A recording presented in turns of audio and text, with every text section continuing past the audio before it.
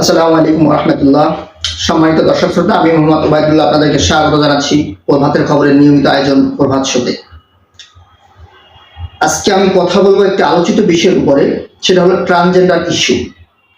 Transgender বিষয়টা আসলে কি, ইসলামের ট্রান্সজেন্ডার সম্পর্কে কি বলা আছে, ইসলামের বিধান কি, বিজ্ঞান এটা সম্পর্কে কি বলে, সাইন্টিফিক কোনো লজিক আছে কিনা, সর্বোপরি আমাদের দেশের কোনো আইন আছে কিনা, বা দেশীয় আইনে কোনো ট্রান্সজেন্ডার সম্পর্কে কোনো বিধান বা কোনো আইন এখন পর্যন্ত বাংলাদেশের সরকার কোনো প্রয়োগ করছে বা বিদ্যমান আছে কিনা।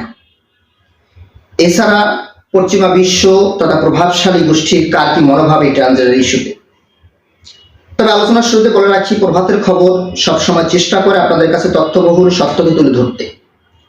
আমরা কোনো দল, জাতি বা কোনো গোষ্ঠী কারো পক্ষে কথা বলি না, কারো এজেন্ডা বাস্তবায়নের জন্য আমরা কথা বলি না।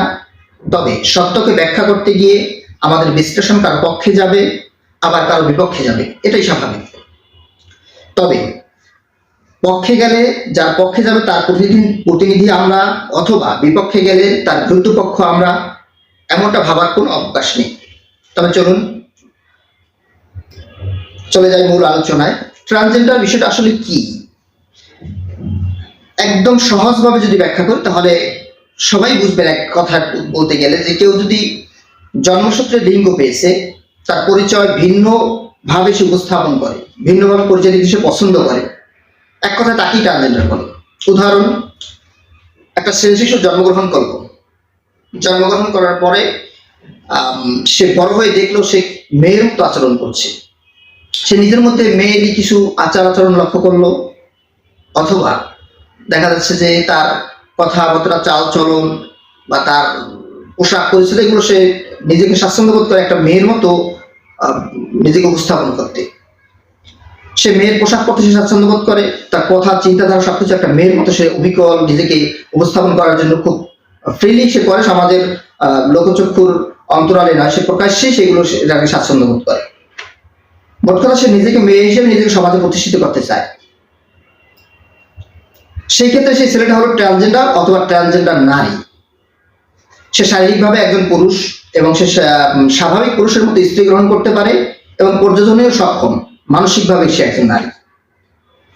অন্যদিকে মেয়ের বেলা সে একই অবস্থা, জন্মগতভাবে সে একজন মেয়ে, তার আচার আচরণ এবং বার্তা সবকিছু একটা ছেলের মতো, সে একটা মেয়ের মতো সে জন্মদানেও সক্ষম, বাচ্চা প্রসব করতেও সক্ষম।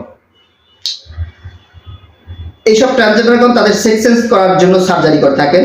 যারা সার্জারি করে নিজেদেরকে সেক্স চেঞ্জ করেন তাদেরকে বলে ট্রান্সসেক্সুয়াল অথবা রূপান্তরকামী। তবে সকল ট্রান্সজেন্ডারই ট্রান্সসেক্সুয়াল নয়। এবার আসি তাহলে ইসলামের ট্রান্সজেন্ডার সম্পর্কে কি বলা আছে।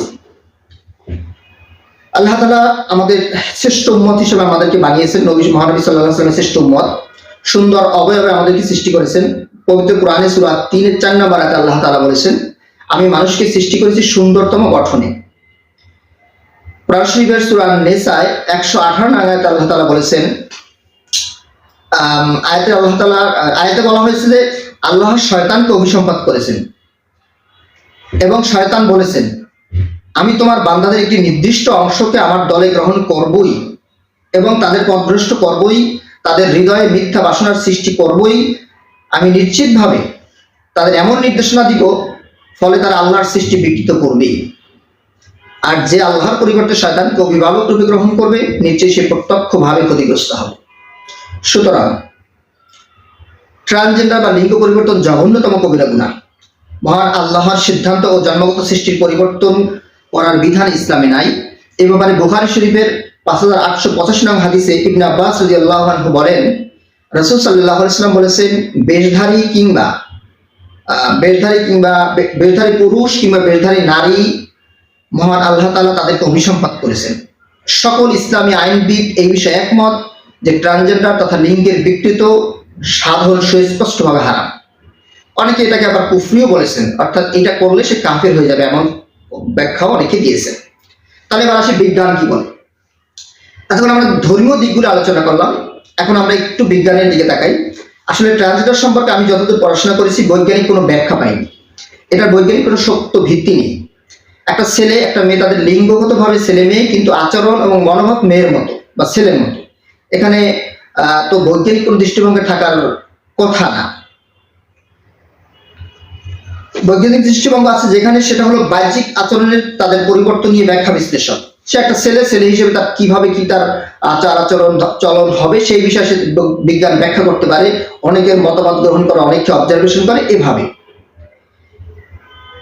বিজ্ঞান ব্যাখ্যা দেয় সৃষ্টিগত কোনো বিষয়ের উপরে, প্রাকৃতিক নিয়মের থাকা কোনো ইস্যুতে বিজ্ঞান ব্যাখ্যা দেয়। এখন আমি আমাকে পরিবর্তন করলাম, এটা আমার একান্ত ব্যক্তিগত বিষয়। আশা করি আপনারা এই বিষয়টা বুঝতে পারছেন, বিজ্ঞানের দৃষ্টিতে আসলে ট্রান্সজেন্ডার ইস্যুটা কি। এবার আসলে আমরা জেনে নিই ট্রান্সজেন্ডার ইস্যুতে বাংলাদেশের আইনে কি আছে। বাংলাদেশ ট্রান্সজেন্ডার নিয়ে কোনো আইন নেই, তবে 2009 সালে ভোটার তালিকায় তাদের অন্তর্ভুক্ত করার মাধ্যমে বাংলাদেশ সরকার তাদেরকে ভোটার অধিকার নিশ্চিত করেছেন। ইতিমধ্যে জনপ্রতিনিধি হিসেবে নির্বাচন করার জন্য সুযোগ পাচ্ছেন। আপনারা জানেন সর্বশেষ জাতীয় নির্বাচনে রংপুরে একটা আসন থেকে ট্রান্সজেন্ডার একজন নারী প্রতিনিধিত্ব করেছিলেন। এরপরে 2013 সালে সরকার তাদের তৃতীয় লিঙ্গ হিসেবে স্বীকৃতি দেয়। এছাড়া তাদের তৃতীয় লিঙ্গ অনুসারে তাদেরকে পাসপোর্ট করারও ক্ষমতা দেয়। তথাপি তৃতীয় লিঙ্গ শব্দটি একটু আপত্তিকর, কারণ একটি লিঙ্গ পরিচয়ের মাধ্যমে একটি শ্রেণী বা বিভাজন তৈরি হয়, যেমন পুরুষ লিঙ্গ প্রথম, নারী লিঙ্গ দ্বিতীয় শ্রেণী।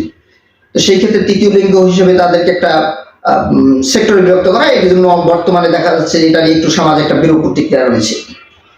সর্বশেষ 2023 সালে একটা উদ্যোগ নেয় সরকার, সেটা হলো ট্রান্সজেন্ডারদের অধিকার রক্ষা একটা আইন করার, যার ফলশ্রুতিতে সমাজসেবা অধিদপ্তর 53টি ধারা সম্বলিত এই আইনের খসড়া তৈরি করে, যার নাম দেওয়া হয়েছে ট্রান্সজেন্ডার ব্যক্তির অধিকার ও সুরক্ষা আইন 2023।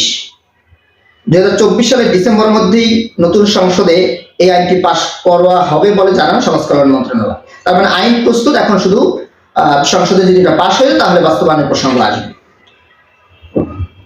তাহলে সবশেষ আমরা আলোচনা আসি তাহলে বর্তমানে পশ্চিমা বিশ্ব প্রভাবশালী গোষ্ঠী বা কার কি মনোভাব এই ট্রান্সজেন্ডার ইস্যুতে। বিশ্বের বিখ্যাত টেক বিলিয়নার, বর্তমানে পৃথিবীর দ্বিতীয় বৃহত্তম ধনী ইলন মাস্ক চিনেন না এমন মানুষ খুব কমই আছেন, যারা অনলাইন সম্পর্কে মোটামুটি ধারণা রাখেন। ফেসবুক, টুইটার থেকে শুরু করে, টুইটার তো আগে ছিল, বর্তমানে এক্স, যারা এগুলো ব্যবহার করেন, ইউটিউব দেখেন, তারা হয়তো জানবেন ইলন মাস্ক সম্পর্কে চেনেন। সেই ইলন মাস্ক ট্রান্সজেন্ডারের মতামতের বিরুদ্ধে সরাসরি অবস্থান নিয়েছেন। এই বিষয়ে তিনি মাঝে মাঝে সোশ্যাল মিডিয়াতে পোস্ট দিয়ে সকল সন্তানদের পিতামাতাকে সচেতন করেন। সন্তানদের পিতামাতাদেরকে সচেতন করেন এই উদ্দেশ্যে, যাতে তারা তাদের সন্তানকে এই ট্রান্সজেন্ডার ইস্যুতে কোনো স্যাক্রিফাইস না করে, কোনো ছাড় না দেয়। আপনারা নেট দুনিয়া যারা বিচার করেন তারা হয়তো ইলন মাস্ক এর একটা পোস্ট সম্পর্কে অবগত আছেন। তিনি এই বিষয়টির ভয়াবহতা অনুধাবন করে সম্ভবত নভেম্বর 2023-এ তিনি একটি ভিডিও ডকুমেন্টারি শেয়ার করেন, যার নাম ছিল হোয়াট ইজ উম্যান। এক সপ্তাহের মধ্যে সেই ভিডিওটি বিশ্বের প্রায় 170 মিলিয়ন মানুষ দেখেছে। এক সপ্তাহের ব্যবধানে 170 মিলিয়ন মানুষ। যে নিউজটা এসেছিল কালবেলা 15 নভেম্বর 2023-এ। এরপরে স্কুলের পাঠ্যক্রমে ট্রান্সজেন্ডার বা এলজিবিটি